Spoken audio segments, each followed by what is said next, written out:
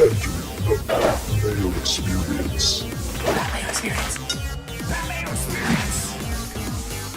Pat Mayo Experience. Experience. Welcome to the Pat Mayo Experience, presented by Underdog, the final DK pick show of the golf season for the BMW Championship. Plus, we got final bets, one and done, underdog plays, and whatever else we can think of talking about, plus a recap of what I did in Memphis. Tambo, I recorded a show on Monday, and while I was gone, we put in a new system, new equipment, and it didn't record Jeff's audio. Yeah, I wonder if right now I'm even going to be recorded, but I hear myself and I hear you, so hopefully it's all good. I did see that. That's unfortunate because I know you guys were down, not Feinberg, but you were down in Memphis and having a good time there. I saw all the content with that. So yeah, excited to chat and just recap it a little bit as well. Yeah, Jeff was down on his spirits after another Tommy Fleetwood loss. Gosh, what do you think it is, Pat? You were there live. I mean, it's whatever, it happens, but once feels like once he's done on that 69th or 70th hole, he just falls off, and that's what ended up happening again. It's weirdly in tune with how Jeff and I used to discuss how we thought that Sergio would ever win a major, obviously before he ended up winning at Augusta, that it felt like he needed to be 4 down and go post a score and just have one at the end, or do what Cam Young did at the Wyndham a week ago, where he just had to be up by like 9 shots going into the final round to make it impossible for anyone to catch him. And that's starting to feel like what it was with Fleetwood. Now, as it pertained to Sergio, he played in that final group with Rose Sunday at the Masters in 2017 and ended up finding his ball after hitting it to the left of whatever that like tributary is that goes down the left side of 13 and punched it back out, ended up making par, but it felt like that was the end of him. So he did it in the way that we didn't think he would do it. And maybe Tommy just wins next week at the Tour Championship and wins $40 million. Yeah, and it'll just be another reason. Yeah, funny thing is, even if he won last week, I don't know, not everybody would give him full credit. They would have said, minimized event, only 70 golfers. Obviously, you should. I'm just saying in general. But I have a lot of quick thoughts. One would be the Rose factor. You talked about like Rose next to Sergio. That could be another way. Tommy's ways to get it are what you just said. It's like the Cam Young, Michael Kim way. Just run away and nobody can catch you. It's too late. That's good. It's the Ricky Fowler at the Players way, like way from behind and just comes and sneaks it out. Or it's like a couple more is like a weather wave where he gets in the early weather and then goes on and everybody else has to play and they back up and he stays and gets the W. And then the last one I'm thinking is he needs to make a shot like Sergio made at that Masters, the Eagle on 15 or whatever it was, where it's like that's clearly the close the door type of putt. Like finally you did it. And that's kind of what it feels like for Tommy Fleetwood. But it's unfortunate. The guy plays incredible golf and just hasn't got across the finish line on the PGA Tour, but he's up there every single week, it seems. And then the Rory stole from Rose, and then Rose comes back later in the season, steals from Tommy. It's the all the countrymen and close calls and Ryder Cup guys and stuff like that. They all find a way to get each other back at some point. I told you before the show, and I mentioned it on Monday, but obviously that show was lost to time. I was 2 doors down from Justin Rose at the hotel all week. He's the guy I talked to the most, the guy I saw the most, and he's the guy who beat my guy in a playoff. The Mayo magic rubbed off. He got the job done and it made it happen. I mean, it was, you saw Vin Diesel on the thumbnail, inch or a mile. Doesn't matter how you get it done, but Rose, that third time was the charm with the emphatic Rose fist pump. It was nice. And he closed him out. But Spawn just continues to play incredible golf. What a season for him as well. Yeah, one of the reasons it's not that I was pretty confident that Spawn was going to go past Scotty and Rose and Tommy at the top of the leaderboard. But when we were at the course itself, I was looking at the stats and I was like, he is the only guy losing strokes putting out of everyone inside this top 10. It was like him and Ricky were the two that weren't just lighting it up on the green. It's like, if he can just have a good putting round, it will be nothing else. Jared, are you running something in the background here? I can hear like a video pop up. Maybe it was Tambo, like on YouPorn or something. Well, while we're doing the show, I'm not sure. Was that live Jasmine in the background, Tambo? No, not me, Jared. Man, he's been making mistakes over there. I love my guy Jared, but you can't be doing that. Yeah, smash. But I thought that he has a chance to go do this if he just has like a spike putting day, and he did, and that's how he ended up getting because his irons were just so good the entire week. The other big debate that we had, and in the playoff, I thought Rose was in the water on one. Stupid shot tracer lying to me. So I thought it was one there on the first playoff hole. I thought Spawn had made the bomb on number 2, and it's like, oh, perfect, this is over. And then Rose deserved to win, but I thought he was wet on the first playoff hole.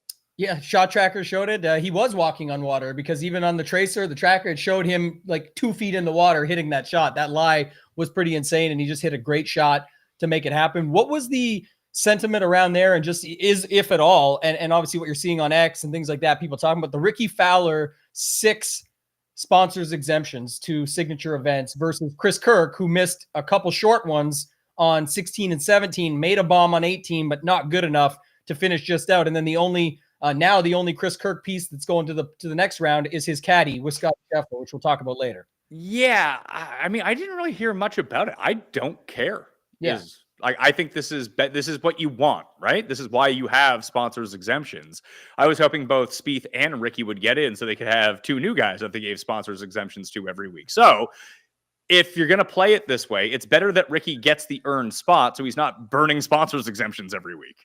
Yeah, definitely 2 sides to the coin and every way, ways to look at it differently. I think that's just the case. And it all comes down to, a lot of things just in life come down to sort of who you are, the personal brand. It's who you know, that sort of thing. It's not what you know, it's who you know sometimes. And for Ricky, he built that brand a long time ago. And these sponsors are, inviting some randoms at times, let alone they're going to be inviting Ricky Fowler. They're going to be inviting Jordan Spieth.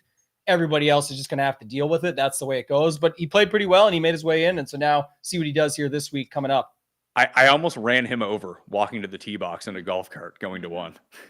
Did you talk to him or did he say anything? I did, yeah. I chucked the cart in reverse and like I was about to hit the pedal, but fortunately I just turned around and like there's Ricky. I was like, oh shit, Rick! I almost ran you over. He's like, I would have dodged it. He just kept walking. Oh, that's so good, man. That's amazing. Yeah, that's a good week for you guys. The content was solid. You guys had everything covered down there. I don't know what the plan is for the future with it, but it was certainly cool to see everybody down there going through and having the bets on each holes and all that. You were stressing at some points in some of that content. Well, yes, but I mean that's the edit that I left on Sunday. I had to go catch a plane at 3:00, so I was gone from the course by 1. So the reaction shots that you had may have been a bit Hollywood, Tambo. I recorded me winning, me losing at the last second, me being out of it early, and then they were able to patch it together at the end.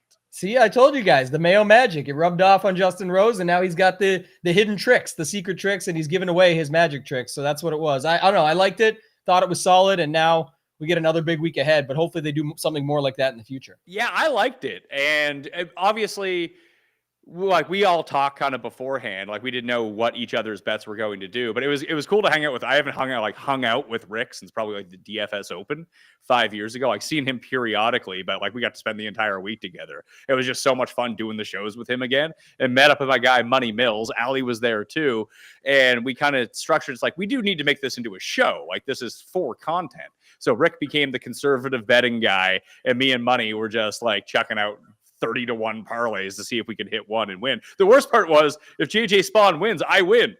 Yeah, that's the other thing. So what you missed that celebration if it was to happen. Oh, no, I recorded that one. Oh, you had it ready just in case. Yeah. Yeah, that's what you're saying. Yeah, I got you now. So I think, yeah, obviously Spawn came close. He had his chances. Making that bomb after getting to see that putt 3 times, whatever, was, just classic JJ Spawn. But when he missed the last one, I just posted out. I said, lab putters suck. Remember everyone hyped up these lab putters? They got the $200 million sale. Now the guy can't even close out a playoff, Pat. What's going on? Yeah, can't even make another 60-foot putt to win a tournament. I played the Windike Golf Course, which is right next to, like very close to TPC Southwind. Dalton, shout out Dalton, friend of the show, had me out at his course. The greens there are amazing. But we played with a dude who was really, really good.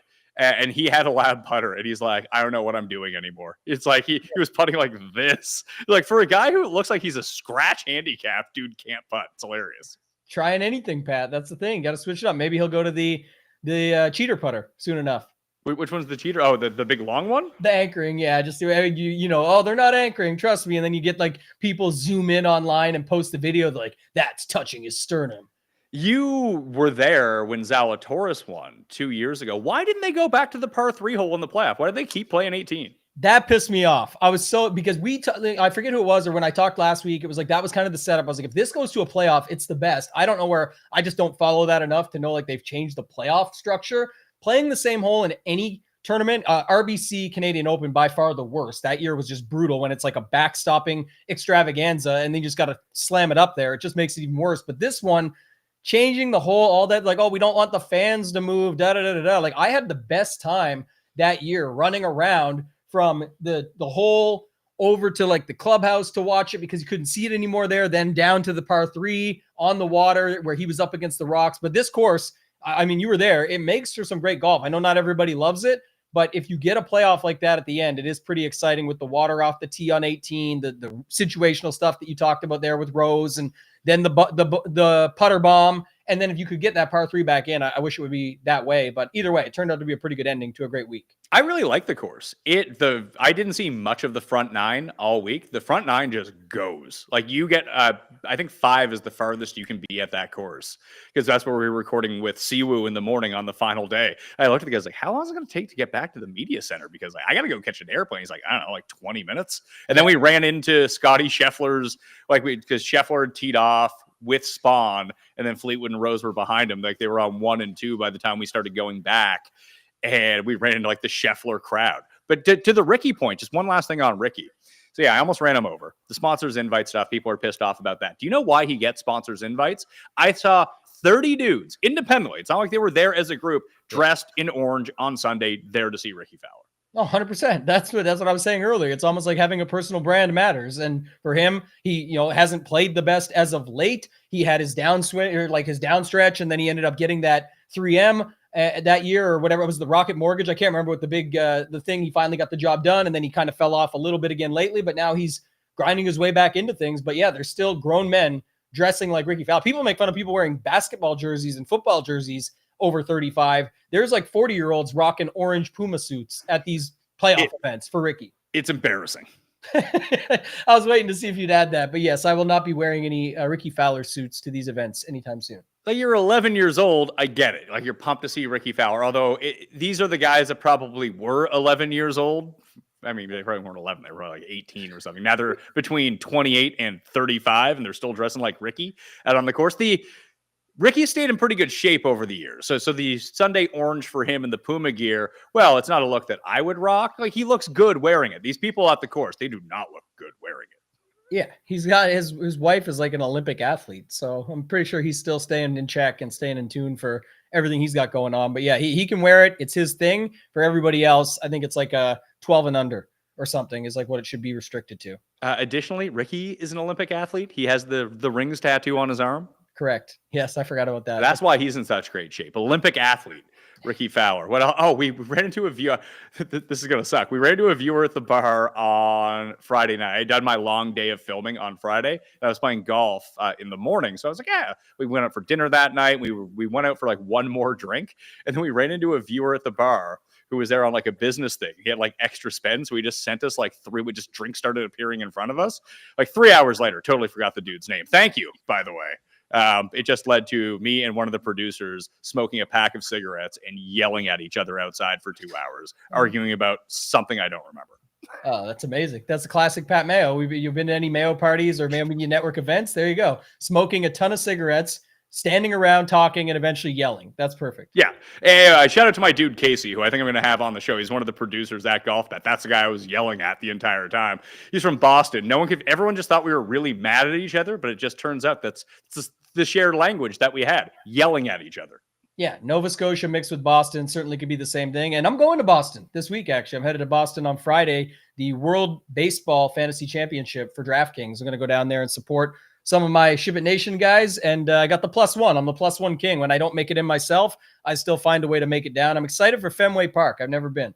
That's an easy flight. That's probably the easiest single fantasy championship you could go to from where we live. Yeah, I'm getting old when I obviously wanted to be in the Fantasy Golf World Championship, but when I was thinking about like the flights to Minneapolis, I was like, oh man, like I want to be in it, but do I want to keep flying all those flights to get there versus this one? I'm not even in it, but I'm like, Boston? Easy. Let me fly down. Can't wait. Yeah, 90 minutes, straight shot. Perfect. I didn't realize how... I knew that Tennessee is in the South. I didn't appreciate just how South Memphis is. Yeah. I didn't realize it was right next to Arkansas and Mississippi. Wow, I'm surprised. Usually like Cust or somebody would have you up on your geography, Pat. I know. I just didn't realize it was in the like direct southwest. I mean... it's in Tennessee. You think about Tennessee, it's like, yeah, it's probably somewhere in the middle. I just didn't realize it was in the tucked away in that bottom left corner. And like, it's just next to everything. I was like, oh yeah, we're in it now. Good barbecue, by the way. Oh, definitely. I've been to Memphis. I've been in like a couple places, but I like Nashville over Memphis still down there. But Memphis is still solid. And when I was at the event that year, it was incredible. Good people, lots of nice things to say. So I would say it's solid. Did you put any thought into, because Jeff has been all about this, the Ryder Cup? I talked to, let's say, an unnamed player. I talked to a few players about it, but this one unnamed player who he told me not to use his name, so I won't. I asked him if he's going to get Patrick Cantlay on the team, and he told me he only has so much pull, so you can try to figure out who that is. And then every player I talked to from the American lock guys, I was like, "You think Keegan's going to be on?" He's like, "He better," was the answer. All the players who are on the team now want Keegan to pick himself. Okay. I have less to say on the Keegan side. I'm certainly riding with my guy Jeff on the Cantlay thing. Anyone who thinks Cantlay's not on the team is nuts to me. I think he's on no matter what. I don't even think his year was as bad as people are making it out to be. It's just it is what it is. But they still go off of, if I don't know, my take is like if Justin Thomas could make the team the year he did. I know that people say like Cantlay's not as much of a glue guy, but I still think he's a guy, and may not be a glue guy. That may be a bad way to say it, but you get what I'm saying. He definitely fits well with the team, plays. He can play well. I'm not worried about his 1 year sample where he was tipping the cap or anything. It's not really that. I just think there's no chance he doesn't make the team. It's just my opinion. Weirdly, if this was the Euro team, he would have been a lock for the past 8 months, because that's how the Euro team is working right now. Like, Lowry hasn't been good in ages, but he's most definitely on the team. With Cantlay, I do see it. There's a few scenarios that can happen this week that I think that could make it pretty interesting, because Sam Burns isn't making this team. If Sam Burns wins this week, does he take the Cantlay spot? And if Gotterup wins this week, does he edge one of these guys out? Or does Keegan then just say, I'm not picking myself and Cantlay has my spot? I think, yeah, that's two things I'll say there that I thought of that popped to my mind right away was the Keegan factor, because I didn't mention it before, is I think everybody's made it really hard on him to take himself now. Whether you believe that, right, wrong, or indifferent, the point is things got tighter and he has not sort of done anything lately. So and again, lately is a very vague term here, but loose term, but you get my point. I think people have made it harder on him. The second part I'll say, and then let you go, is Gotterup. Win maybe this week.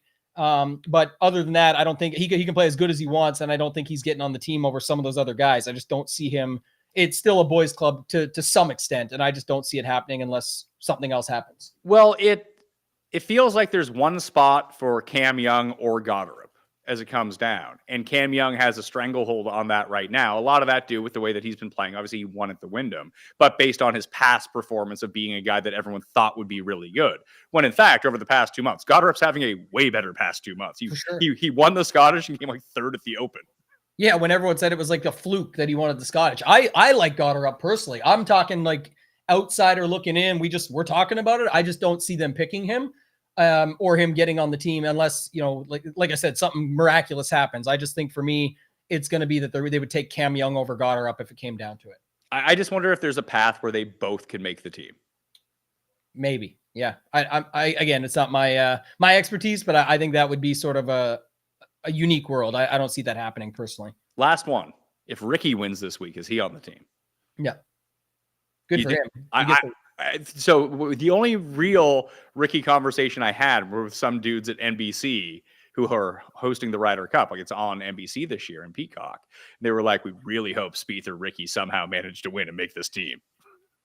Yeah. Spieth?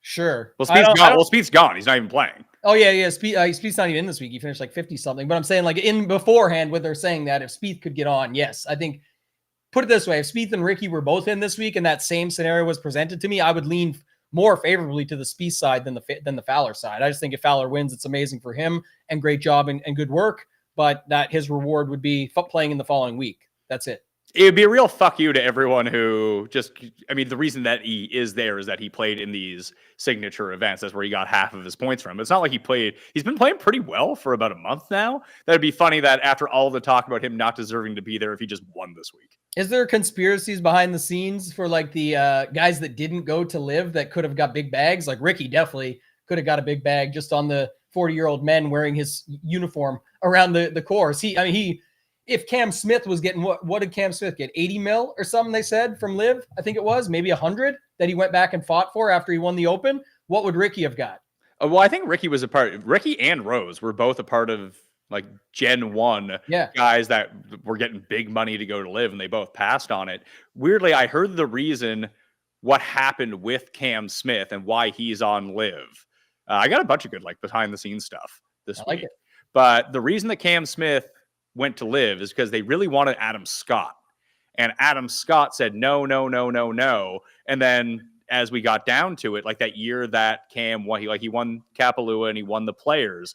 And then Adam Scott started thinking like he wasn't playing very well. He's like, yeah, maybe I should go to live. But then Cam Smith started playing really good and they like took away Adam Scott's offer. Then Cam Smith won the Open. They offered him just a bunch of money. And that's how he ended up there. Yeah. But if Adam Scott goes in the first place, Cam Smith isn't there. Yeah, there was a big article about it at the time that was coming from like, what again, loose term sources of people saying that like he definitely leveraged them. Like he went back after that. He had already, because remember the interview at the Open, like, dude, I just won the Open here. I'm not here to talk about that, but everyone said the deal was already done. And then he went back and leveraged like 20 mil more. And it's like, I just won the Open. Like, come on, there's people following me around and shit. Like this is the play. And so they ended up giving him a bit more. I think he ended up with around 100 on, back of the napkin paperwork, sources, articles type stuff. A lot of positive comments about Boston in the comments here. I've been to Boston fucking 30 times when I worked with DK. I'd be down there like all the time, going out to some nice places too. But someone says Boston. Justin says Boston's a great city. Go collect. Great food spots in Boston. Here's a quick tip. If it's a city with like over 1 million people, there's going to be a lot of good food spots. Just a hot take, no matter where you go. Spoiler alert, Pat. Come on. I'm a loser till I win the Millie. Says I live in Boston. Can I get an autograph, Tambo? I've never given an autograph, and I probably never will. So I watched a guy ask for Rick's autograph this week, and it was hilarious. Rick didn't know what to do. He was just like, you got a pen? Sure. Yeah, give it to him, man. I would just if someone wants it here, but I've never been asked for one, and I'm pretty sure that's a good joke in the chat. But yeah, there's no that's the thing I like. You'll go to the golf courses and maybe you see a few people that or they're like, yo, Tambo, they come up and chat a little bit and down to talk to whoever anytime. No one special. Like I think that's kind of the best way. I would not envy the people out there that actually are getting asked for autographs and stuff. That would just be too much. So the funniest version of that is we all went to go. I forget where we played the round, but it was a few years ago. I was playing with Cust, and they announced like Mayo group now on the tee. It just came over the PA system, like at the range, because you had to walk a little bit to get to number 1 tee. So they said Mayo and Cust group on the range, and then someone put their phone up to the microphone and played the Cust theme song. Oh, that's amazing. I thought you were gonna say too that they like ran up to the tee box, and when you get up there was a crew waiting. But that's hilarious. I did not think of that at all. All right, when we come back, we're gonna go through the final bets, the one and done, underdog, DK, all coming up. So smash the like while you're here. And enjoy this ad. For over a century, Johnnie Walker has shared its bold spirit with the game of golf. Now, crafted with Devereux Golf, Johnnie Walker introduces the Johnnie Walker Blue Label-inspired Sunday Golf Bag, elevating the game with sleek design, blue label hues, and refined gold accents. Celebrate your hole-in-one with a premium Sunday bag crafted by Devereux Golf. Submit proof of your achievement to johnniewalker.com/blue-in-1. Please drink responsibly. Right now is the best time to prep for the coming months. What I mean by that is you got a bunch of stuff outside. What are you going to do with it? Where are you going to put it? My solution? I went to wayfair.com because it was delivery free, it was fast, and now I have a place to put a lot of my outdoor furniture to make sure that I have room in my house for the entire winter. In fact, I even found some outside storage to make sure that it wasn't just cluttered all around downstairs in the basement. Wayfair's huge selection of outdoor items makes it easy to find exactly what's right for you. There's something for every style and every home, no matter your space or your budget. So get organized, refreshed, and back to routine for way less. Head to wayfair.com right now to shop all things at home. That's WAYFAIR.com. Wayfair. Every style, every home.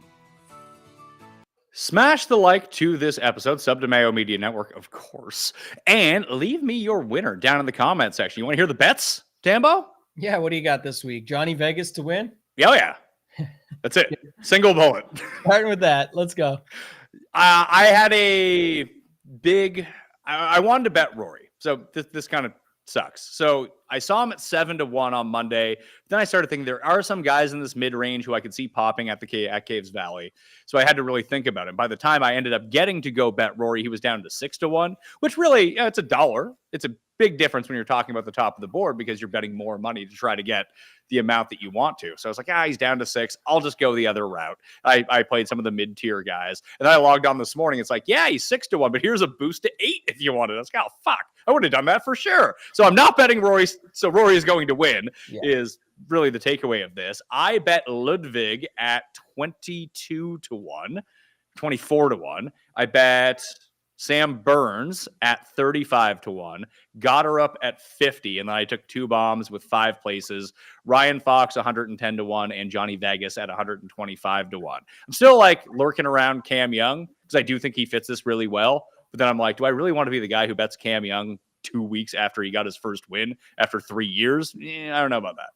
Yeah, it could, he could be loose now. He just got another 5th place last week. People said there's no way he's going to have a good week after he wins. He just got the monkey off his back and can't do that good again. And last week's solid week. So, most are probably hopping off now that they got back 75% of their money they've bet on him and then hit him for the win. But it'd be the same for Tommy. I think there were some good graphics on that where it's like you'd literally be down still like, huge cash if you've been betting Tommy the whole way. But yeah, I don't know. I think, the Ludwig one is super interesting. Burns, you already talked about him. There's potential there. So I don't know. I kind of like those two the most if I'm picking them. And I'm not high on Rory for betting him at any of those numbers, but I think for DraftKings this week, he gets interesting later on when a lot of people are choosing Scotty.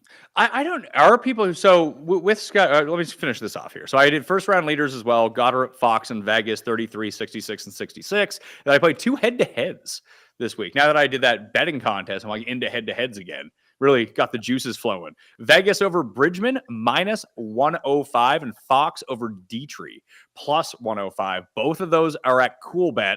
You can scan the screen right now. Use the QR to go sign up for CoolBet if you would like. Get yourself a deposit bonus over there. And you can play it if you're in Canada outside of Ontario. You can also hit the link down in the description. There's a free Cabot giveaway as well if you want to go do that. But I feel like there's one more name I could add here, but it was like Victor or like Victor, Xander, Thomas, like one of those guys or Cam Young. I'll probably just not do any of them, just stick with the 5 that I got. But I wrote this in the newsletter that I released last night. That's going to be the only newsletter that I released this week. I got behind. I'm releasing my fantasy football rankings tomorrow. So I've been working on that as a post that's coming out. So tune into that when it drops. Always a fun show with Ian and Jake and my rankings finally, not theirs. So you can have that list ready to go for your fantasy football drafts. But the way that they talk about the renovation at this course, obviously it was minus 27 last time here in 2021. Cantlay beats Bryson in a playoff. That's 4 over your boy Sungjae, who was in 3rd, 5 over Rory. And now they've shrunk it from a par 72 down to a par 70. They've redone the greens. But everything that they've talked about, do you know what sticks out in my mind immediately? The talk about this. Oh, we made it harder. We did this and that. But it was a really easy course to begin with. Do you know what course it reminds me of? That I don't know. Something that Sungjae crushes at. It's not. It's actually where Burns lost to Fox in a playoff. It's TPC Toronto. Remember all the talk about, oh, yeah, they made it way harder. It's like, no, they didn't. Yes, that's a good call, actually. I like that one. I haven't heard it yet this week. So that would be interesting, too. And, I mean, that's been the talk is like, oh, it's not going to – don't get your hopes up. It's not going to be 27 under. Yeah, well, you know what? It's not going to be 27 under because they changed it from a par 72 to a par 70. So it's going to be 19 under. in a classic Pat Mayo. Thanks, pal. Like, we get it. Like, 72 dropped to 70. You're correct. It's not going to be 27 under this week based on that. Like, do you think it's – I'm judging this. I made my model. Oh, yeah. Probably should have brought this up off the top, but here we are. If you sign up for an annual membership at the Rabbit Hole at betspertsgolf.com/Mayo right now, you get 25% off. But if you do it right now, you get the fantasy football for 4-for-4 package for $1. And that extends to anyone who already has the Rabbit Hole already, that you can get everything for $1. And we just launched the Sharp Stack app betting tool for 4-for-4 as well. It has every sport, but I've been using it for WNBA. It already has spreads, totals, player props. It'll give you the EV calculator. It has an ARB tool. It's going to be expensive this year. I think it's like $700, $800, something like that for the entire year. But 4for4.com/Mayo gets you 25% off. Save a bunch of money there. But it's free to use until August 20th. No credit card, nothing like that.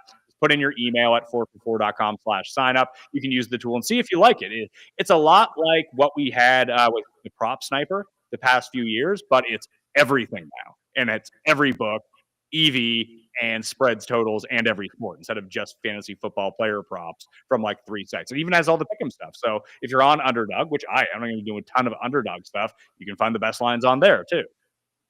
Yeah, football's coming back, man. We're going to be talking that soon. That's what I'm excited for. You know, kids will be back in school. Football will be back on. Times will be good, Pat. You say, okay, we were there this week in Memphis. Kids were back in school. It was the first week of school. Yeah, in the States. That's how it always goes. The kids get back right away. Orientation day today in some places. You know, the kids are back in school right now. Blows my mind. For us, we're battling fires. We are. Did the fire go out by your house? I don't know. I think it's still going. They said it was like 26 to 30 hectares, and it's like still out of control, but they didn't even evacuate the people right next to it outside of like the hospital and a few businesses and stuff. And it's a smaller, like newer medical center. I shouldn't say hospital. It's just like a thing of the smoke in the area, but stay out of the woods, Pat. That's the bottom line.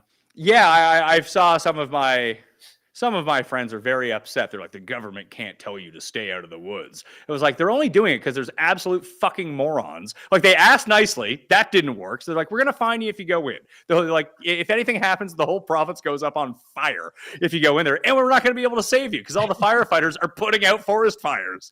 Yeah, people are making fun of it, but we got to own our own stuff. It's like I said, people are just that bad. Did you see? You must have got the. Oh my God. So as soon as that happened, they were like, yeah, fuck this. Like, you can't do that. No one's going to tell me what to do. Immediately, once new fires went up, people are flying drones around, getting in the way of the planes that are trying to put out the fires. The alert has to go to everyone's like, put the fucking drones away or you're going to jail because they can't put out the fires because they're running into your goddamn drones. People stopped on the fucking bridge yesterday, like as it was flowing, to stop, get out of their fucking car and take pictures of the fire from a distance. Like, people are absolute fucking morons.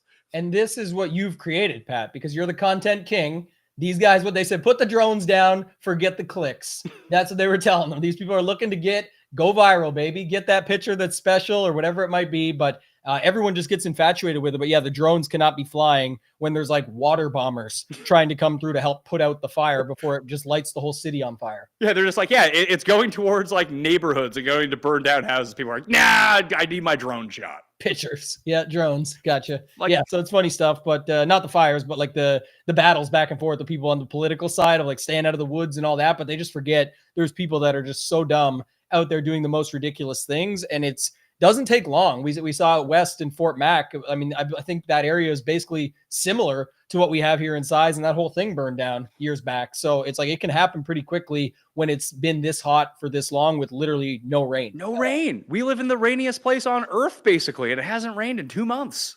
Yeah. RIP to my sods, all that landscaping, but they'll bounce back. Nice Kentucky bluegrass. They told me they can stay dormant for quite some time. We got them settled in. So that's my saving grace when it comes to my landscaping in the backyard. They told me that at the golf course as well. As Jared and I played it with my friend Butts last week, and Butts kind of mentions like, yeah, when I walk on the fairway, it's like stepping on snow. All I hear is crunch from all the dead grass. Yeah, it's bad. I was in a buddy's bachelor party this past week, and I played my first round of golf in years, Pat. It went as you expected. Not well, but had a good time. It was like, it was like you could, the grass was just so hard, so beat, so, you break your wrist if you're swinging it through on some of this stuff. It's just so dry, but is what it is. Hopefully we get some rain here soon and we can solve that problem. Yeah. Let's go to one and done. I'm cooked, Tambo. I've had a real bad run here of the past few weeks. Yeah, somebody just said in the chat earlier that they needed Tommy to win to jump. When Tommy was winning, they were in like 38th place. And then they said they fell back to like 148th and they're near you. So is that where your best team is right now? My best team is 113th now. Okay, down. we're up there some. Yeah, but like one good week, I will get back up into like the top 40, which is I think is worth like $2,000 or something like that, like of difference. So I do need to have a good week, but I also it just comes down to like who do I have left at this point? And this, I was talking to someone said that I met a ton of people at the course. So shout out for everyone who came up. That was a lot of fun just to kind of hang and talk with people. But the reason that they got into the show in the first place is because they were looking for one and done advice. I was like, and you and I were basically the only people talking about one and done. And I told them it's difficult to do one and done content because you get to like a certain point of the year and it's like, I don't know who you have left. Like, I can only really speak to what I have left. And if you haven't been following exactly what I do, you're losing if you're doing that. If you had just taken who you want to take, you're probably doing a lot better. But like, if it comes down to, like, the best player I have left is Cam Young. Yeah. Are you going to run him this week? No. You're not going to bet him and you're not going to run him. Correct. So he's going to win. That's not good.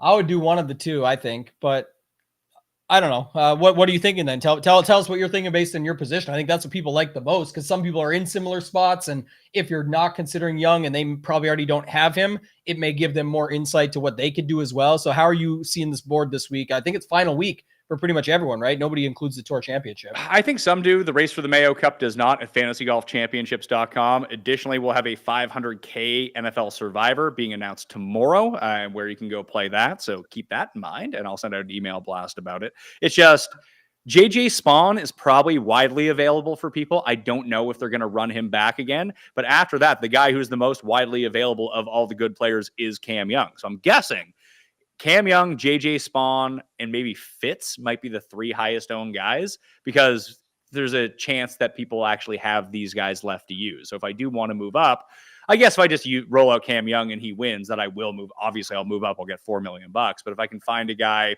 who can win or come in second and those guys do fail, I feel like I'll move up even more. And that's really what I'm playing for right now. I can't really fall down all that much. I have Goddard in right now. Yeah, I don't mind that either. I think a lot of people will have him available, but again, how many people are going to use him? So I think that's fine as well. Definitely feel good about that spot and where you are on the board. The other guys I could potentially use, Kitayama, who I think is going to be pretty popular. This not for one and done, but just like his name is in the ether. I don't think that people back up and go to Rose. For the team where I actually need to have a good week and get back into the money, my second team, I'm using Mav McNeely because I feel like zero people are using him. Agreed. Yeah, it'll be different when we talk DraftKings, but for one and done, that's what people have to remember. It's always different. Ryan asked this, and I mean, this is a good situational one. He said, would you boys feel comfortable using Cantlay?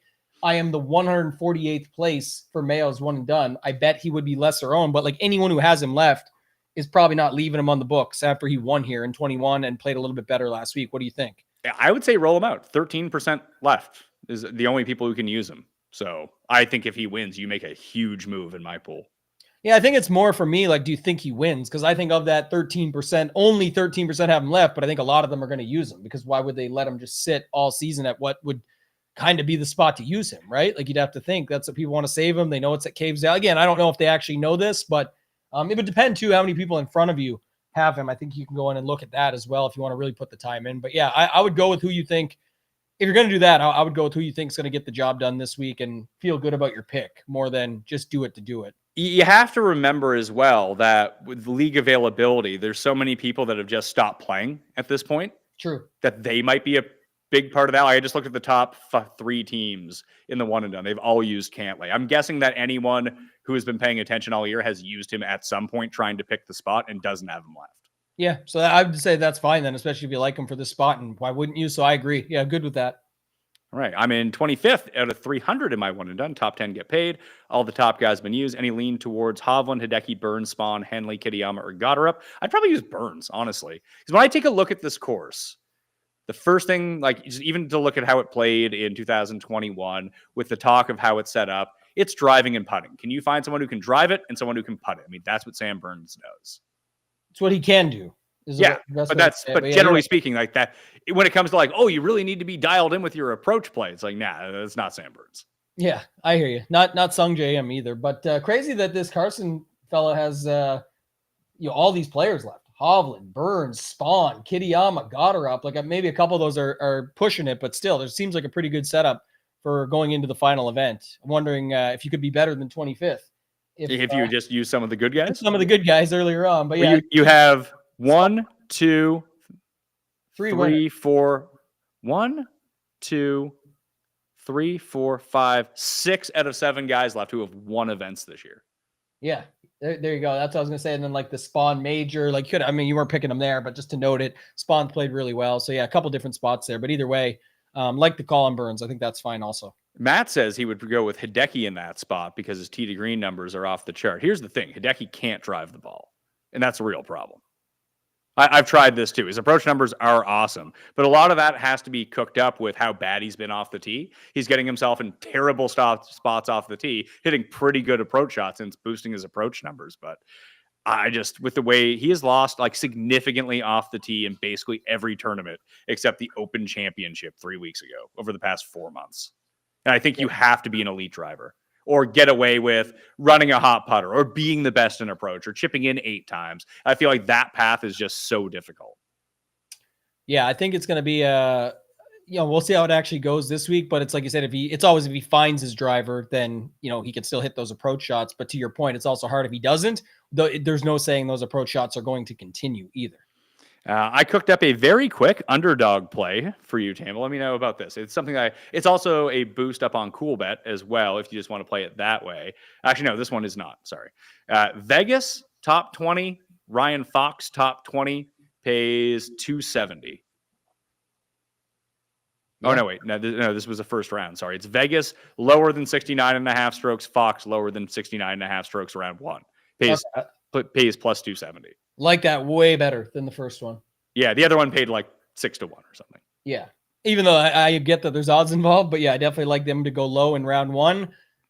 Do it that way versus hoping that both of them finish top 20 on the week. Even though I think they're both fine when we get to, playing them in DraftKings and whatnot. I just think also they're going to get a little bit of steam as the guys down there versus there's lots of guys that you could still go to this week. And we'll talk about it, but it's a, a smaller pool, no cut event, so on and so forth. It's just one of those weeks for DraftKings. You think those are the guys that people are using? Oh, I don't know if anyone's going to get like super love down there. I could sort of get a rough idea on early stuff, but I think it's going to be Fox, Vegas, Sam Stevens, like some of those guys down there. Gerard, maybe. Those will be the guys that people sort of lean towards when they land there, but it's possible they're all sub 10% in the lottery. And then they just get, a boost a little bit in the higher dollar stuff to, 12% or something like that. It's just not going to be crazy. Did you take a look at the weather at all? It looked pretty clean to me. I don't know if you've got something different. I was looking at the weather yesterday and I saw forecast look pretty solid. Not much wind, temps 88 or less pretty much across. No crazy anything that I saw, but did you see something different? No, that's exactly what I saw. And you have to remember that there's not going to be any sort of weight. There's only 49 dudes in the field. Yeah, exactly. Although they played in the threes with the split tees on Saturday because they had to get in the rest of the second round. It's funny because that's where I lost that contest that we were running with Golf Bet. Bridgman had I had this parlay of Spawn and Cam Young, end of round top 10 with ties. And Bridgman had to fall a shot, and because they both finished T11 and he was like a shot above them, and he got like frozen overnight. He had a 9-foot par putt on 18 that he had to come back and make in the morning. Of course, he fucking made it. If he misses that putt, I win the contest and my trip to Sawgrass. I have no sample size on it at all. I love a sample size, but I feel like, man, when they get to work on the putt all night, yeah. I very rarely remember a guy coming back out and missing those putts, like less than 10 feet all night to work on the exact lie, whatever they want. Just wake up in the morning, come out, bang home the putt, and move on. That's what ends up happening. So that swung against me, but I do remember winning a GPP at PGA National 2 years ago because Chan Kim had the same situation, came back and made the putt, and I was the only person in the I think it was just $100 single entry. I was the only person in the entire pool who had a 6 of 6. Yeah, that helps. That's really good. It was very good on that front. Oh, we had that huge weather delay on the Friday, and like we were shelter in place because we got stuck on 14, like the 10th that we were in, and there's just lightning everywhere. And I've never seen so much rain drop over the course of 20 minutes. Like the entire course was basically flooded like immediately. It did end up draining really, really well. I even played golf the next day, but then like some dude on Twitter was arguing. I was like, they're not going to be playing again today. He's like, well, yeah, you don't know this. Like, I'm fucking standing here, man. I'm watching the players go to their goddamn cars. Like, yeah. They're not coming back out. I hate to tell you. Yeah, that was I think a lot of people had that sentiment, but you would have the closest call and range when you're literally sitting right there watching it happen. Yeah, like you can see like just everyone's off, and lightning was still going on too. Because I ended up I was like, I'm not fucking standing here anymore. So I just booked it back to the media tent, and just by the time I got back there, like I just saw Hideki strolling out to his car. I was like, oh yeah. And like he was on the course still at the time too. He ain't coming back out. Yeah. Decky will tell you everything you need to know. He's done. Yeah, just like Minwoo's round playing by himself on Sunday. I got to the course a little bit late, slept in a little bit. It was the last day of filming. So I got there and he was already done. I saw him getting out of the medical tent because our walk-in is the same as the players. I was like, you getting out of there? He's like, fuck me. Like, get me the fuck out of here. Yeah, I saw it in the chat asking about Poston. The difference is Minwoo's playing the final round, not giving a shit, wanting to go home and get gone, versus Poston is going to be looking to play the best golf he can possibly play to make something happen here. Yeah, Matty Schmidt did that last week, and he had like the all-time psycho scorecard on the front nine. I think there was an eagle, 2 birdies, a triple, a double. He actually ended up playing pretty well. It was just too little too late because he started off so badly playing by himself. How about this? How about we'll talk about DraftKings, talk about the plays, make some lineups right after this. This show is sponsored by BetterHelp. Part of my wellness routine this year has been focus more on family and focus more on Pat Mayo. So I've been doing fewer shows, upping the exercise, eating better. If you have kids, it's just daily, nonstop grinding every single day. Couple that with workplace stress and it's a bit difficult. Workplace stress right now is one of the top causes of declining mental health, with 61% of the global workforce experiencing a higher than normal amount of stress. So maybe BetterHelp is exactly what you need to do. It's helpful for learning positive coping skills and how to set boundaries. It empowers you to be the best version of yourself. It isn't just for those who've experienced major trauma. If you feel anything going on with you, you need to go to betterhelp.com/PatMayo right now. As the largest online therapy provider in the world, BetterHelp can provide access to mental health professionals with a diverse variety of expertise. Unwind from work with BetterHelp. My listeners get 10% off their first month at betterhelp.com/PatMayo. That's BetterHelp, HELP.com/PatMayo. Look, I don't bounce back exactly the way that I used to when I was 20 years old. And it used to be I can either have a great night or just have a struggle the next day. That is until I found pre-alcohol. The Z-Biotics Pre-Alcohol Probiotic Drink is the world's first genetically engineered probiotic. It was invented by PhD scientists to tackle the rough mornings after drinking. Here's how it works. When you drink, alcohol gets converted into a toxic byproduct in the gut. It's a buildup of this byproduct, not dehydration, that's to blame for the rough days after drinking.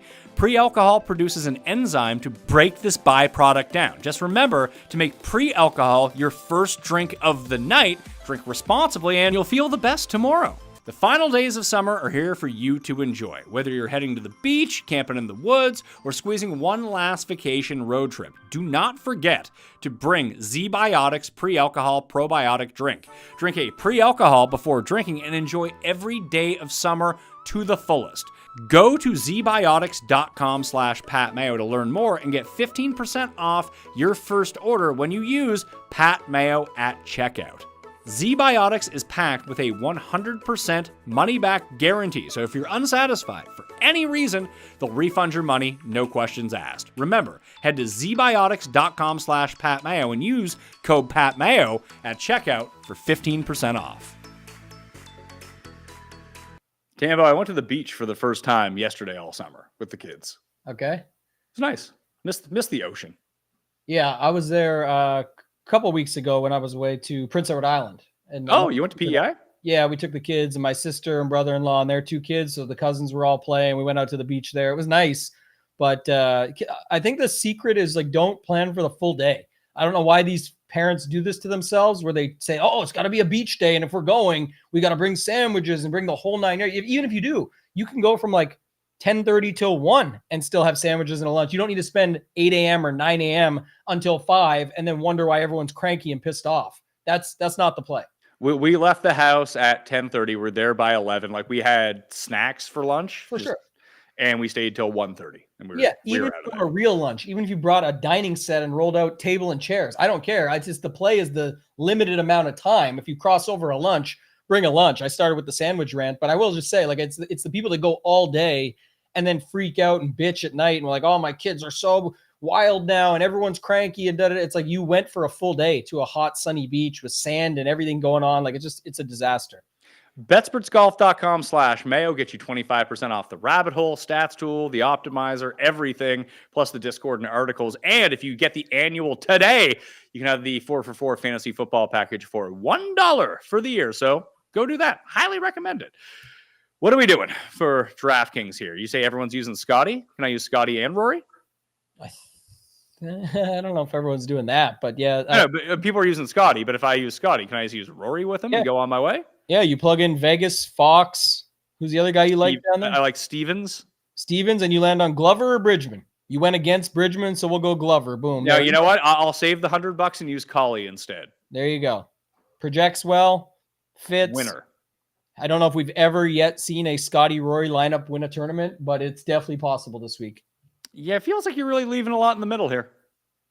Quite a few guys. Yeah, exactly. So there is something to be said for that. Like, I guess the chat wants to talk about it, and we'll get to questions later, but just the point being the Scotty factor of, like, if it is still pretty easy and a ton of scoring, that may not lean in his favor because more guys can find them. They got the full rounds over the weekend, the scoring, the pricing, all those factors. The Ted Scott factor, not being with them, I don't care too much, but I know some really do. So Ted Scott's not going to be on the bag for Scotty this week, just like he wasn't on his bag for Sunday last week. I think there's a huge difference though, because Scotty was walking off his shots on Sunday. Like, he was clearly like out of the rhythm that he normally has with a caddy because he had some dude caddying for him. At least this week, he knows he's not going to have his caddy, and he'll be able to work on it with Chris Kirk's caddy as they go through it. You think Chris Kirk's caddy's like, this is fucking great. Scotty's going to win. I'm going to make more money this weekend than I made all year. Yeah, I thought it was interesting, like a crazy just turn of events where Chris Kirk literally finishes 51st. So then there's that, so Scotty gets his caddy. That's one part of it. And then the Ricky Fowler stuff came up about the sponsors exemptions, the 6 Siggies, which are all big points and et cetera, et cetera. And then I'm obviously hoping everything's okay. It clearly may not be at the moment. So hopefully everything's all good with Seb Straka. But then it doesn't matter if somebody WDs, you don't get the additional. Of course, it doesn't go to the 51st man. So it's just the way it's always been, the way it works. So unfortunate turn of events for Chris Kirk. I know he wishes he could have one of those putts back on 16 and 17. They were both well within his range and just missed. So Scotty, no Ted Scott. I'm not sweating it this week. Like, I do think it actually led to some of the missed putts because Ted Scott very good at lining him up, getting him ready, getting that extra read, and Scotty just spending more time dealing again with walking the shots off, stuff that he just doesn't normally do. Got him a little bit. It's not like he played poorly. Although if he wasn't Scotty Scheffler and he was Rory, people are like, what a choke artist. Can't win. Yeah, that's how it always goes, man. That's what you said. People always get something to say. I saw it yesterday. It was like someone gets in shape, steroids. If someone makes money, got lucky. Like, basically there's an excuse for everything, right? It's never that they just did it or worked hard or found their way to the top or whatever it might be or got to their goal. That's all. Straka not playing this week due to personal reasons, although he should return. He's expected to return, should I say, for the Tour Championship next week. We're not doing a show for that because this week's bad enough. How do you think the lineup starts? So click Scotty, and where do we go from here? Probably like Kitayama for sure. Yeah, Kitayama's getting a ton of steam, isn't he?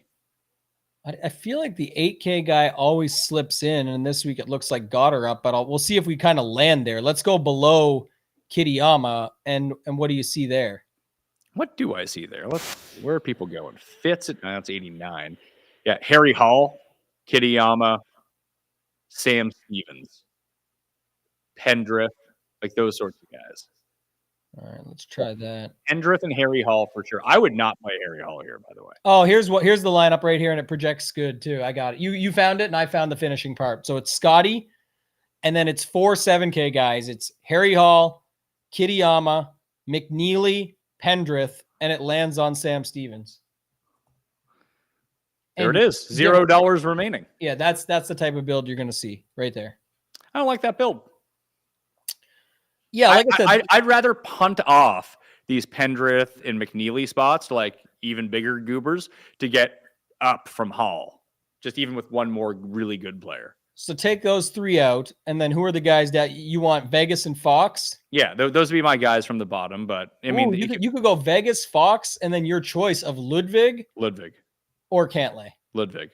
All right. Well, they both project well, so that's another way to go. Like, I would rather play, not to say that I love this lineup in particular. I like this lineup better than the lineup we just built.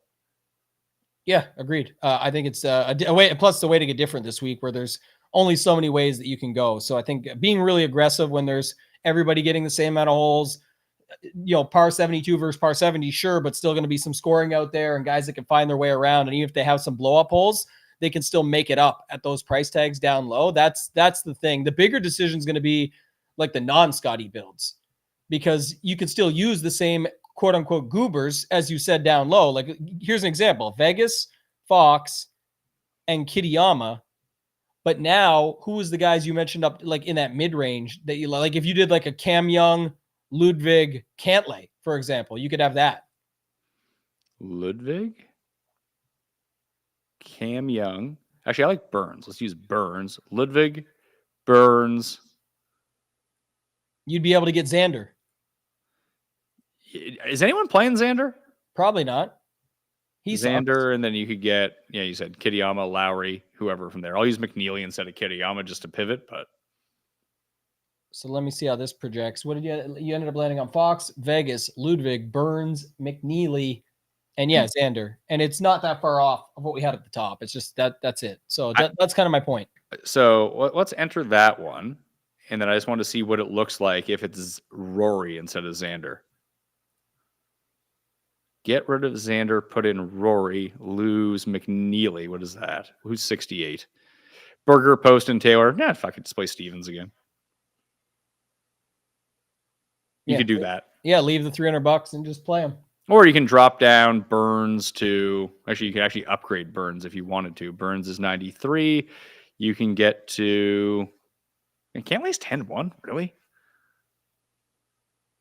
You could get to Morikawa or Spawn if you wanted to. But or you could just take Ludwig and put him to play a Rory Xander build. That's interesting. Yeah, I really like Ludwig this week. So my takeaway is, like, if you just go Ludwig, again, everyone's like, oh, but so much win equity up top. We know that. But the good news is, it's a no-cut event. So all these guys can find their way through it, and then it depends what others do around them and the guys down low. But question for you. Sorry to cut you off. You're good. I didn't look at the overall DraftKings scoring last week, but how high up did Nico finish? Because dude was he was just going birdie double, birdie double, birdie double the entire day.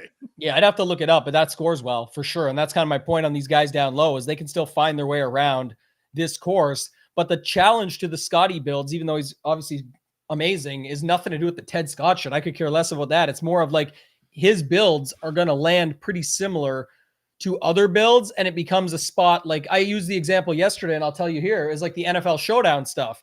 In NFL Showdown, people are relentless with complaining about like 2v2 away or a 1v1 away, and it's like, no shit, the player pool is like 30 guys and then some scrubs that you can mix in there, so you're getting that close. But people in NFL Showdown lose with 0v0s. They just have the captain wrong and have the same 6 guys, but the captain and one of the receivers flipped or something. That's what weeks like this are like. You can have Scotty with 4 other amazing options, but if you don't have the 5th, you could be in 1000th place. Doesn't matter how right you were on the first 5. You got to be almost perfect. Someone said, Andrew says in the chat that the one that we made with Pendrith and Scheffler and Hall is exactly his lineup. It's a 3v3. He has Fitz, Hovland, and Ludwig in those 3 spots. Yeah, and one side's going to be way lower owned, and he knows it, and that's fine, but you know what you're up against. That would be the setup for sure. So what I was going to say is Ludwig is interesting because if you like him already and you already got a good feeling for him, which I do as well, I think it's fine, is you play someone like him, and then what if you just play the guys that are playing really well, like Spawn to continue. Cam Young. Goddard, Cam Young. I mean, Goddard was awful until Sunday. He was awesome on Sunday. I know, because I bet Daniel Berger to beat him in a head-to-head. And Berger was up on him through 9 holes and lost by 7. So let's take Goddard out and see who else would fit in, because that gives us more money anyway. Fowler? 6,800. Fowler's playing well. Yep. No, I guess Novak doesn't fit. Now you're down at the bottom is the problem. So now it's Vegas and Stevens, for example. Did Stevens finish well last week? I don't know, but I'm saying, like, I think it's at that point, it's kind of just whatever. You're playing the guys up top. He's got a second at the 3M, but he 54th last week was his finish. Not great. I mean, Fox has 2 wins this year at a course which I comped it to. I mean, that's one of the reasons why I went in on Goddard, Fox, and Burns, just the easy driving off the tee. Like they dominated courses where they can. It's funny because this would have been such a good Minwoo course, and he's not in the field. Yeah, you can play Fox and Bridgman if you're really just playing on fuck Bridgman, fuck someone that like guy. that. But yeah, I'm just saying, like these are the types of builds that I'm thinking about where, but you're really going to leave Scotty and Rory out? Like, yeah, like in those builds, I'll have Scotty Rory builds on, but in a portfolio of lineups, I'm looking to cover different angles and diversify. And this would be the way that I would do it is when I'm looking at these builds, a 10-9-9 with 1 7K and 2 6s. We know what the Cam Young spawn Ludwig can flip to, but we're playing against that. In this. How about this? I flipped it a little bit. I got rid of Spawn and I dropped Spawn to Gotterup. So it goes Ludwig, Cam Young, Gotterup, McNeely, Fowler, Vegas. All guys who I don't know where McNeely ended up finishing. What did he finish last week? T28? He's the worst of these guys last week. I guess Gotterup was, but he played great on Sunday. Yeah. Either way, one bad week. I know like we started with like guys that have just been playing well, but the whole point is these are all guys that we've seen in the mix at some point recently and been going. So I think that's the type of builds where it's only about 10 points off the original projection. But honestly, in that lineup you just put up, Gotterup might be the highest owned guy and should be sub 20. So if you really don't, because I know that he's going to be quite popular. If you want to make a move for a guy who, listen, this is basically the case every week. If he had just was able to chip and putt last week, I think he would have won the tournament. Just look at Corey Connors' numbers from last week. Dude was lighting it up around the course in like 5 putting. Yeah, I always like Connors. What do you got here now? So it's the same lineup, but I subbed out Gotterup for Connors, and you could take Fowler up to Sungjae if you wanted to. You could take McNeely up to Kitayama if you wanted to. But I'm just saying, as a 1v1, you said that if Gotterup was going to be the highest owned guy in this lineup anyway, I like Gotterup over Connors. That's why I played that lineup. And I would want to use Gotterup. I get that. But just to play the same lineup again, just run it back, but Connors and not Gotterup. Damn, I kind of like it with Fox and McNeely to round it out. Instead of Vegas? Yeah. Yeah, sure. Let's do that. Thinking of if even like Fox is the type of guy that I could see playing like Nico when you just mentioned it, where it's like he could just go bogey here, double there, then make 6 birdies somewhere else throughout the round with a streak involved or something like that. Like it could just happen. Well, one of the reasons that I liked Fox and Gotterup this week is this is a great thing about the rabbit hole. Let me bring up the rabbit hole for a second. Let me show you here. So let's go. You can share this tab instead. You can just leave whatever's up here. It's not a big deal. So you can go to like this tab, expert rankings. You can use that. I made a very simple ranking this week. It was just off the tee, birdies are better, and putting. I was like, that's what's going to win this tournament this week, and try to figure it out. So it has a lot of the names that are up there: Young, Gotterup, Sam Burns, guys that I bet, Pendrith, Ricky Spawn. Obviously, Scotty's number 1. But if we go to just the general page here, let's bring that back up. And you go to course data. And this is really the great part. If you expand this out, you can get all the stuff that I usually have in my newsletter, which I still do. But right here, off the tee club type, driver heavy, fairway accuracy, easy, low fairway penalty, low off the tee, very easy. So I went back and looked at what are some other easy to very easy courses off the tee, and it spat me out. Myrtle Beach, where Gotterup and Fox have both won. The Scottish Open, where Gotterup ended up winning, and Canada, where Burns came second and Fox came first, and Byron Nelson, where Scotty won. So that's a good setup there. So maybe we need Gotterup, Fox, and Sam Burns. Let's try that. Well, who are some of the other guys that would fit into that? You said Cam Young, right? So, I mean, Scotty's on that list. And once you add Scotty, it's hard to get all these guys. Yeah. So I had Fox. Got him. Gotterup. I left Scotty out when Fox, Gotterup, Burns, and then I want to try and pick Cam Young as well. All right. If we do Cam Young, Scheffler's not fitting. We take him out, we have $8,100 left. Who were some of the value plays on that list that popped up? Some other ones. Let's see here. So where the hell did my list go? Ludwig was very good. Pendrith would actually rate out really well. Like guys that are good at like Byron Nelson, even Mexico would be another spot. I'm not throwing Brian Campbell in though. Yeah, you'd land on like no man's land though with like Fitzpatrick or something. He had one bad week. Yeah, you go back to him, man. Definitely flop leg on Fitzpatrick if you get all those other guys in. But that's a really balanced build with, like, again, 9, 9, 8, 8, 7, 6. It's completely different. Most of the lineups with one of the guys up top use at least 2 to 3, if not more, 7K guys. So that's another way to get different. Again, still only about 10 points off.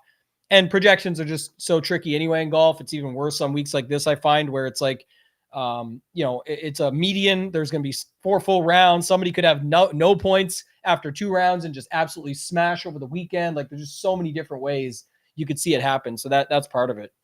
McNeely has not been putting well recently, but the drivers just continued to be good. That's why I actually went with him in the one and done, why I do like him this week. You haven't really seen the results. There's no high-end results since Memorial when he came T5. But the putter has really cooled off, started to get it back a little bit last week. So, again, if I'm just really overemphasizing driving and putting, he does fit that bill for me.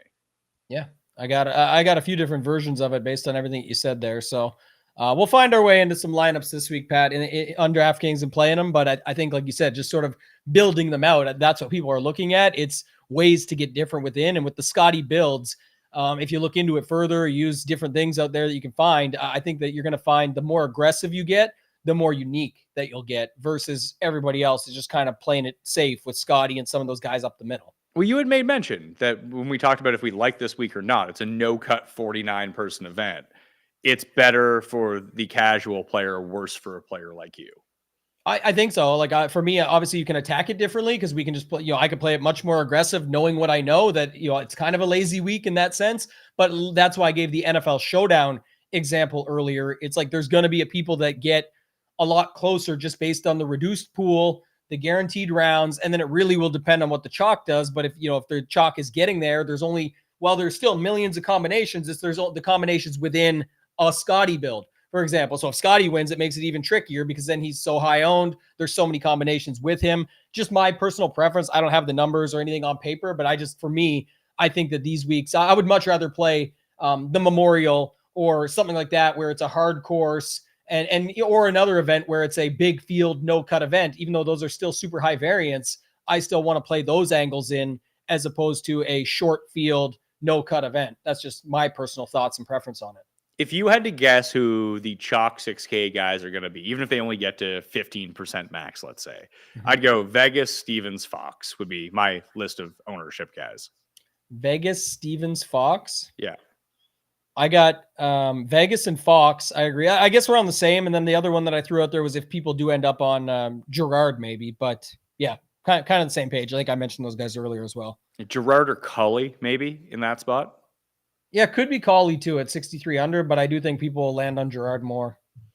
It's just Colley's coming off of a good week, and that's usually at down low. It's like, hey, ride the hot hand. Yes, definitely harder to tell, excuse me, when it comes to that, but both of those guys could be in it. I definitely see Vegas. I could see, I definitely see Vegas and Stevens. After that, it's the trio of Gerard, Collie, Fox. And then some people like Bridgman at times, but that's kind of where I see it landing. Yeah, honestly, if it was me down here and I was just looking for someone to randomly take, it would be, I have the guys that I like, so that's who I'm taking, Fox and Vegas. I'm along with the chalk on that one. I like those guys. But I was trying to mix things up. I'd go with Nick Taylor or Brian Harmon, just because I know that they can, like, when Cantlay won here, he gained like 16 strokes putting or something insane like that. That those guys are actually the type of guys that could do that. Yeah, the Harmon one is what I was going to call out because, again, I don't really care about last time they played here or whatever. It wasn't like it was a great finish. It was, I think it was 21st or 29th or something, but he did finish 22nd last week. He's got a 10th and an 8th recently as well. So I think there's, something to be said for that. It's just he's a guy that could be able to find his way around, and not many people landing in that $6,900 spot. As you saw with our lineups, it's almost always above or below. Yeah, and if they're doing that, they're going to Pendrith or Novak, I would guess. Even if they had like the money, just leave $200 on the table, use Herman. Hopefully it's one of his great putting weeks, and all of a sudden he gets going. Did you see who he's playing with round 1 and round 2? No, who is it? Yeah, if there's one player you wouldn't want him to be paired up with, who would it be? Who's like the fastest player out there? No, it's the other way. Oh, really? Is it Cantlay? It is Cantlay. Oh, okay. Jeez, that's brutal. Make it a featured group. Get 20 hours of content out of it. I was just going to say, they want, I know they're bad at content, but there's a way to give them some because, my God, that's going to be the waggles from Harmon, The Cantlay's notorious for like everything, but the way he handles a 4-foot putt for 15 minutes, then when he lips it out somehow, he takes 2 seconds to tap it in for the same 4 feet. It's like, wow, thanks so much for wasting our time completely, but they'll never really do anything about it, so I can't complain too much there. That goes back to that guy with the lab putter that I was talking about. He spent so much time over putts psyching himself out. I watched him hit 2 or 3 where he just kind of like stepped up and he just didn't give a fuck because he was like having a bad hole, just stepped up and just drained like a 20-footer just immediately. Like no lining, like lined it up to line it up and then just stepped over it, hit it, center of the cup. Every time he stood over it for more than 3 seconds, it was just a wild miss. Oh, it happens. That's the lab putters suck, man. I told you, but they won a major, so they're $200 million richer now at the lab putterville when they sold it off to a PE firm. So I hope JJ Spawn got a cut. Probably not, but who knows? Maybe he did. Like he definitely made a cut on the PGA Tour this season. He's about to make more, so good for him. And it's awesome. I actually like JJ Spawn. I've always liked this guy. I thought he's awesome, so good for him. Not super fan, but I like seeing stories like that. And the story does sound pretty true about him sort of being on his way, I think Smiley or someone tells it, where it's like he really was thinking about quitting the game and then just dialed it in and now just plays his game, and it's worked out really well for him. So good for him. But I have a finale lineup for you if we're ending this. All right, hit me with it. It is Ludwig, and then you get Cam Young. He kind of just fits, but it's the other 3 guys you liked after that. It's Gotterup with your boy Fox. We give our Canadian Corey Connor some love. You mentioned it. Maybe no 5 putts, just 3 putts this week could really help us out. Yeah, and then Harman. It lands on Brian Harman, who you made a good case for. That's a pretty solid lineup. Yeah, don't hate it. And it's again another one that projects like just off some of those other ones. It's just, will people actually land there? I don't know. So let's do it. Kind of like it. That will do it for the season on the DK Picks and Final Bet show for golf. You and I will record some intro and strategy show to go along with your stuff at dfsmastermind.com, but a free show on my channel where you kind of coach me through. We didn't do it last year, and I had a bad DraftKings football year. The year before we did it, and I won the most I ever won playing DraftKings football, and then we'll be having our show every single week doing that. But I do want to let you know, if you want, the optimizer, the big tool, the Discord, the tackle props, the player props, whatever it might be, go to 4for4.com/Mayo, get yourself 25% off. Huge packages of tools over there in order to use for the upcoming season, be it for gambling, DFS, regular fantasy football. There's different packages for what you need to do. But I totally forgot to ask you about it. The ship it game is the best idea I've heard in a long time, Tambo. I appreciate it. Yeah, we got a lot of really good feedback on it from a lot of different people around the industry, and then a lot of the members, the community, and all that. But we wanted to find an innovative way. It's hard. My guy Hoopster said it. It's hard in these industries to find ways to get different. We came up with what we thought was, I'm calling it our Mona Lisa. Like, this was definitely something truly unique, a way to reward loyalty, retention. Shout out to our partners at SaberSim to support and added a bunch of prizes, but it's currently at $78,200. $50,500 of that is cash giveaways that's going to happen at the end of the NFL season. You just need to be a Ship It Nation member, either a football only or an all access member to get in. There is bonus ballots available. You can go to shipitgames.com to get all the details, but instead of 50 golden tickets, Pat, we're giving away 50 golden Ship-Its. There's 3 easy weekly games that you play, and we're going to have another video coming out later on the Ship It Nation YouTube channel that's just like a 8 to 10 minute, no marketing, no fluff version of exactly how it works. We did put out a launch show last week breaking it all down, though, and the response has been immaculate. Like, we've just had so many people get in the games already. If you want to get in the games, it's a way to make your content into a contest and be able to also get all the stuff that goes along with that, the package as well. I love it. I think it's a great idea, and I will be stealing it for next year.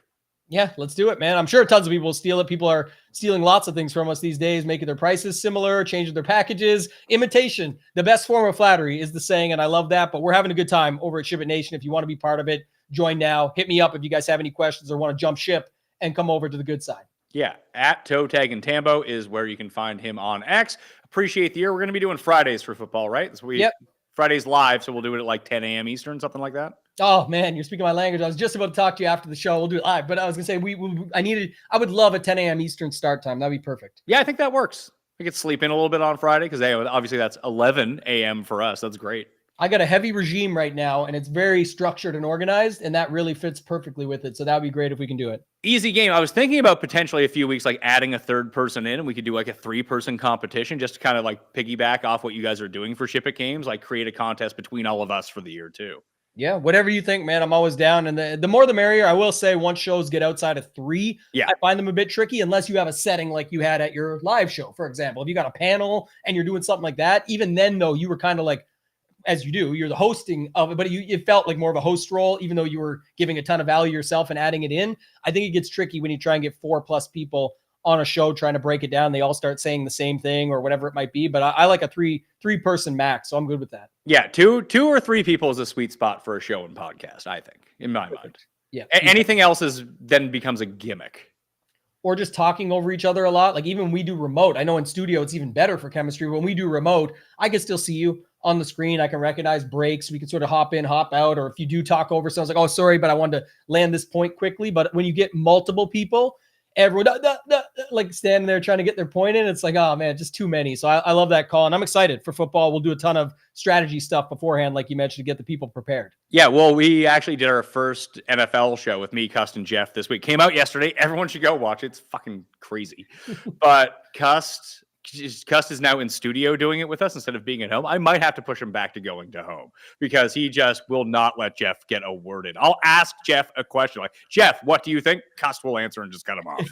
But he's just not, he's like all hyped up being in here. Even when Jeff has volume, he still can't get a word in. That's perfect. Perfect. At Totek and Tamball on X, at the PME on X. I'll have my full fantasy football rankings coming out tomorrow in the newsletter and posted as an article on X as well. And if I add any bets this evening, you will find that as my pinned tweet on Twitter right now. I'll just update the article that is up there and I'll send out an alert. All right. I'm Pat Mayo. Thank you for watching. Thanks for being with us this season, and I'll see you next time.